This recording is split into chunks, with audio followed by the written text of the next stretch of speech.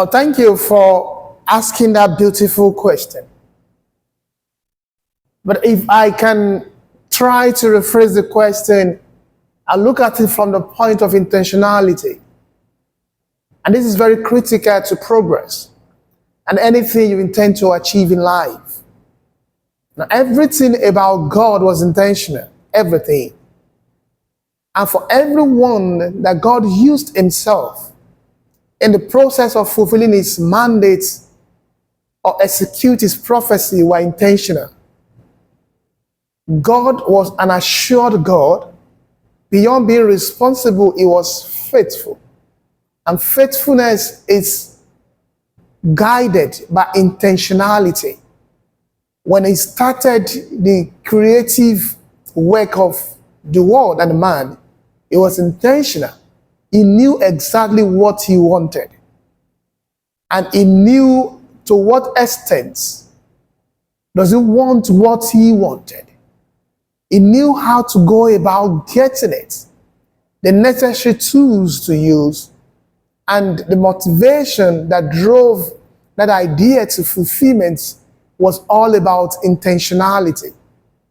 And because of that, he cloned himself into man. And part of what he embedded into the spirit of men or in the spirit of a man was the ability to be intentional. Intentional about the way you look, intentional about the way you talk, intentional about the kind of career you choose or what you intend to do with your life, the goals you set, the dream you intend to fulfill.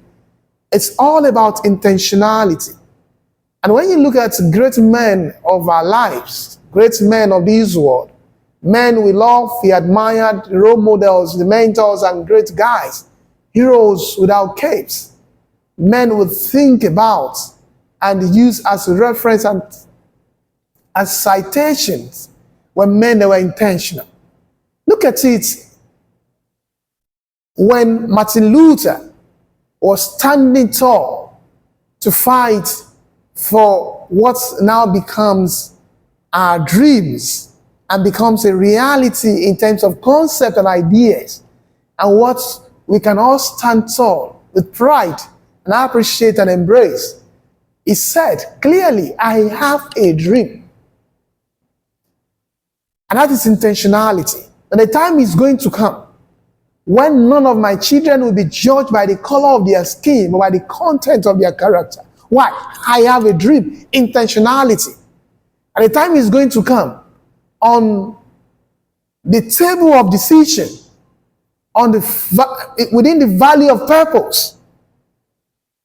My children will sit down with the nobles of this world and they are going to make decisions. They are going to dialogue, and it's going to be known and made known to all of them. There's a promised land. I have been to the top of the mountain. I have seen it. I may not get there. That is not the problem. But I've channeled a path for my children, their children, my children, and those that is going to take after them to get there. Because I have seen it. That is intentionality. When Joseph stood before his brothers who sold him into slavery, he said, I am Joseph. That was an intentional statement. I'm Joseph, the one you deemed not the best, the one you can't turn out, the one you thought will never achieve anything, the one you wrote off completely, the one you thought was too proud and arrogant and thought that it was putting on the spot your parents, like they're all going to bow down before him. I'm Joseph. I am the dream. I was intentional. It was not by mistake. It wasn't a product of chance. I chose to have a dream. I could see tomorrow, and now it has become reality. Without its realness, your life will mean nothing today. Why? Intentionality. So you need to be intentional about life. If you are not intentional, you cannot achieve anything. It will be very difficult for you to realize your dreams without intentionality. You have to be intentional. You have to know what you want out of life.